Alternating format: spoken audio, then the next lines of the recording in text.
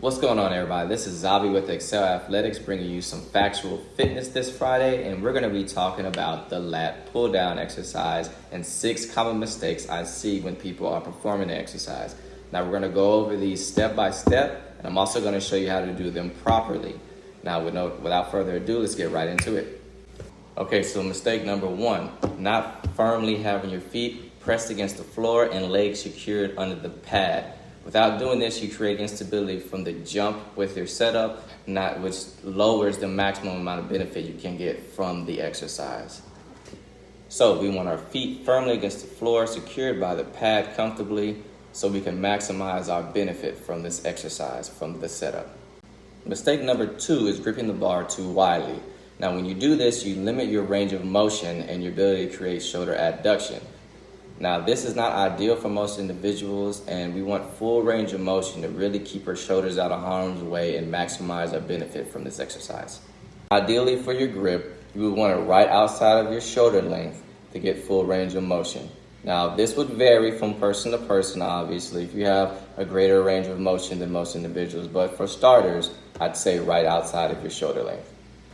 Okay, so mistake number 3 has to do with range of motion as well, and this is bringing the bar down too far. Now, when you do this, you take your back out of the equation and you put more of the pressure on your shoulders and triceps to continue the motion. So ideally, all you would want is for the bar to come down to the upper chest and no further. This will keep your shoulders safe and all your muscles that you want intact and engaged during this exercise to be working. So mistake number 4 also has to deal with your positioning at the bottom of the rep, and that's allowing your shoulders to collapse forward and hunch over when you're doing a rep. This tends to happen when you're choosing a weight that is too heavy.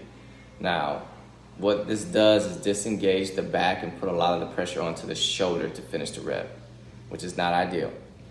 So during this exercise, you're going to want your chest upright and no collapsing of the shoulders or hunching over of any type, to make sure that your back is always engaged and you're not using any muscles that you shouldn't be using and keeping your shoulders out of harm's way. All right, so mistake number 5 has to do with the use of excessive momentum to complete a rep. Now, while this is not ideal for the vast majority of the population in the gym, some advanced lifters can do this while keeping proper technique and being able to control the weight. Now, for the majority of people, this is not the case. So what you would want to do is always be in control of the weight and not swinging it around like some kind of maniac or anything like that. You want to have control of the weight, thus taking the majority of the pressure off your joints and increasing your odds to keep your technique intact.